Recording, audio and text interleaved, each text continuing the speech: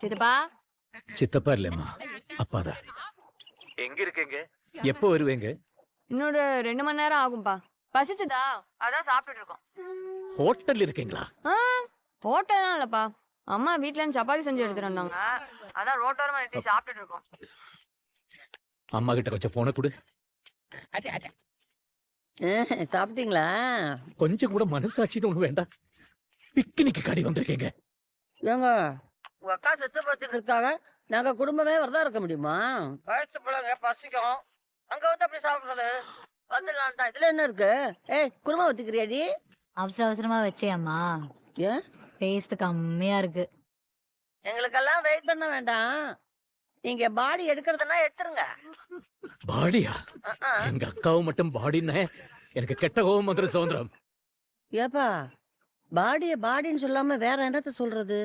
சரி விடுங்க. அக்கா செத்து போச்சு, பல்ல நினைக்க கூடாது, வயித்த நினைக்க கூடாதுன்னு இருக்காதீங்க.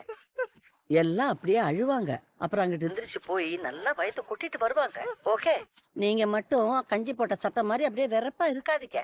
நாங்க சாப்பிடுறோம். சாப்பிடுங்க, நல்லா சாப்பிடுங்க. ஆ, நம்ம வீட்டுக்கு போலீஸ் வந்துருச்சு.